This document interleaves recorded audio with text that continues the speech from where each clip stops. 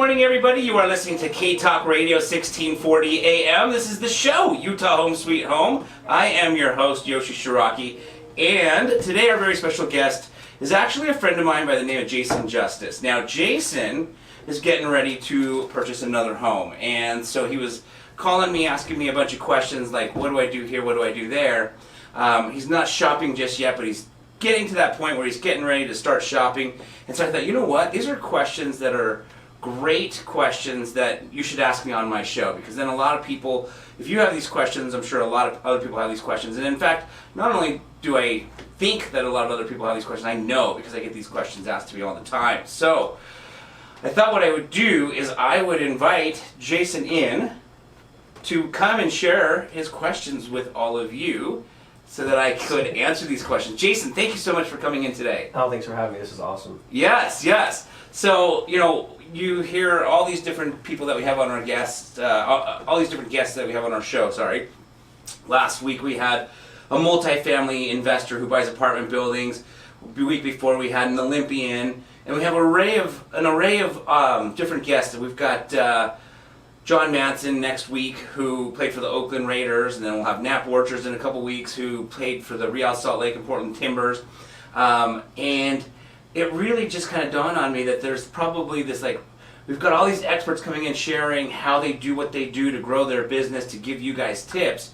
But then there's a lot of people out there who are probably thinking, hey man, I just want to buy my house. I just want to buy my first house, or I just want to sell my house. And so I thought this could be really, really valuable. So, Jason, you're getting ready to possibly buy another house here shortly. Yes. And you've come up with some really good questions. And so why don't you hit me with one of them?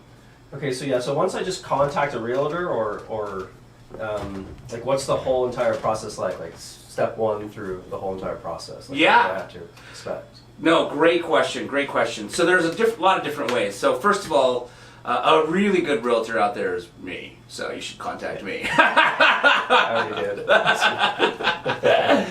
But there's going to be a few people that you're going to need right away, which is unless you have the cash, like a bunch of cash sitting in your bank account that you're going to use to pay for the house all by yourself, then if you don't have that, you're going to need some type of lender who's going to loan you the money, right? And so most likely, most people out there are going to need some type of mortgage broker, loan officer, a bank who's going to assist them to purchase this property. So they're going to need to get pre-qualified and figure out, based off of their income, based off of their current debt that they have, how much are they going to be able to qualify for, which will give them an idea of what price point they're going to be shopping at, right? So you don't want to be shopping at, let's say, for $600,000 homes if you find out you're only qualified for up to $450,000.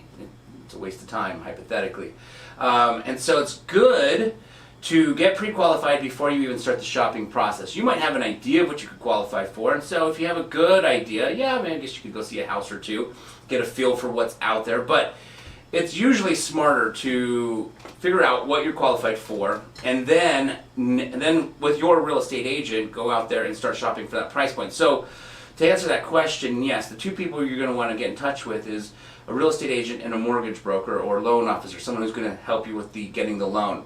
Now, I would say traditionally most people call a real estate agent first, and the real estate agent then will recommend or refer a loan officer or a mortgage broker that they work with, and then that individual will go and usually get pre-qualified there. But if you've got a good relationship with your bank, you know, you bank with whoever, and it doesn't hurt to do it the other way around. Most people just usually call their agent, and then the agent refers them to the person. But you could definitely go to the mortgage broker first if you wanted, and then go to an agent second. Sometimes maybe you already know a mortgage broker. Maybe it's a nephew, a cousin, a brother, a sister, and then they might be actually able to refer you to a good agent, right? And so those two people are going to be the two people you need to contact first, in my personal opinion, before you really start shopping. I mean, like I said, you could probably go to open houses, just take a peek at what's out there for what price point, but till you know what price point you can shop in, it's usually not that advantageous to go out there and just look at homes that maybe hypothetically aren't a price that you'd be able to qualify for, if that makes sense. Okay. So, yeah, no, great question. So that's the first step. But then after that, hypothetically what will happen is once you know the price point you qualify for, right? So your mortgage broker says, Jason, here's what you qualify for. Then your real estate agent will go onto the MLS to see what properties are available for sale right now at that price point.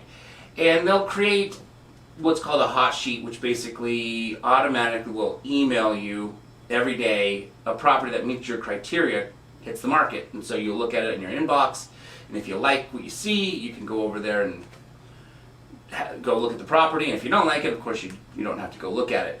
But at that point, now you can start shopping with your real estate agent, going to look at these homes. You now know what you qualify for, and you get out there till you find a property that you like. And right now, it's a pretty competitive market.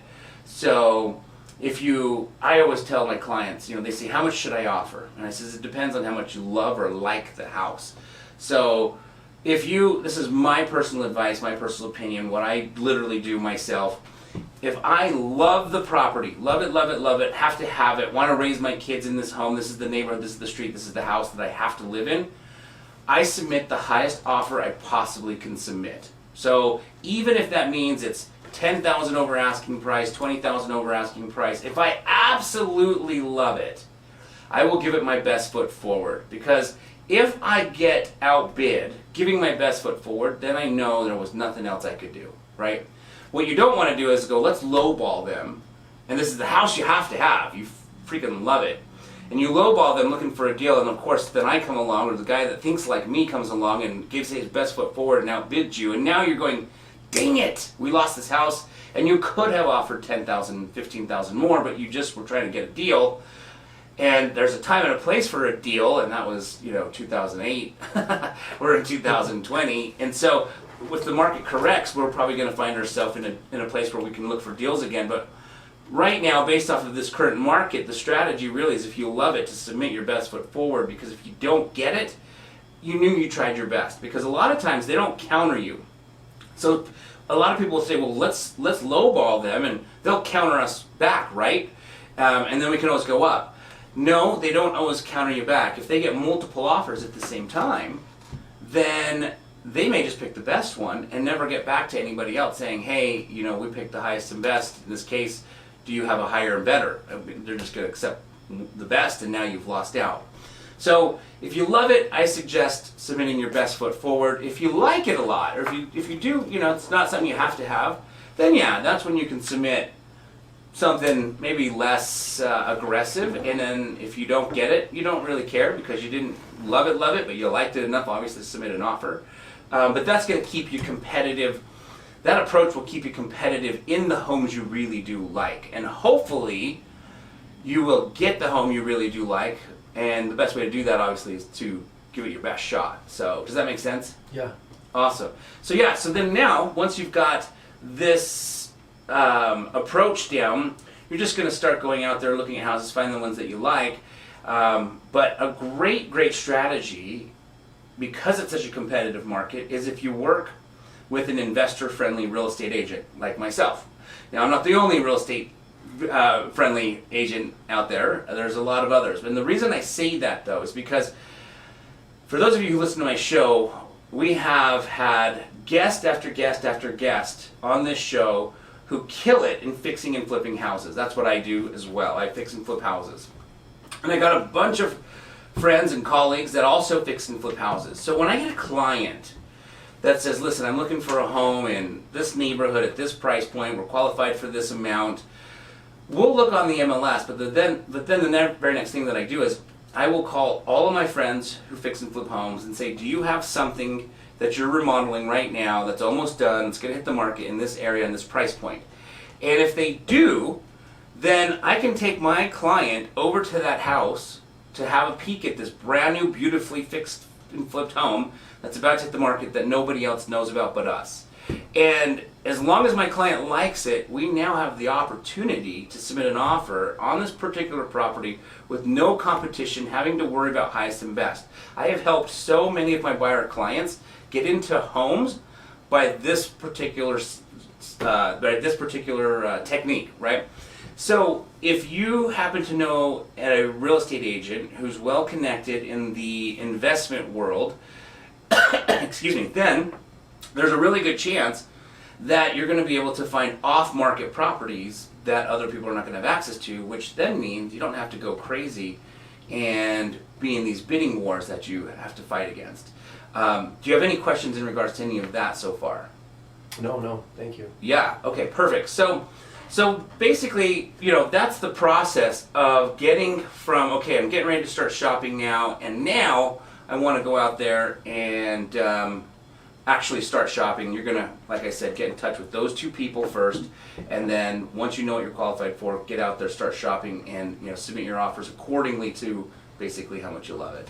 Okay, before we part ways, in case you have a dog or know someone else who does have a dog, I wanted to take a quick second to show you the snap leash. The snap leash can literally do so many things, and I'm going to share with you one of the many cool things that it can do. As you can see, the snap leash is designed with 2 swivel hooks, one on each end. This end has a cushion stitched into it to make it comfortable when walking your dog. Now, all you have to do is take this swivel hook, put it into this very first grommet, and now you've got your handle. Okay, so now let's imagine you're at the park and you want to secure your pet quickly, safely, and easily to a park bench, a tree, or a pole because you just want to sit down and relax. Well, all you need to do is take this swivel hook, remove it from the very first grommet, wrap this leash around any size tree or pole or park bench, and put it into the appropriate grommet, and now you have secured your pet quickly, safely, and easily. And when it's time to head home, another great feature about the snap leash is you can simply wrap it around your waist for hands-free walking. Lastly, if you ever accidentally forget your waist bags at home,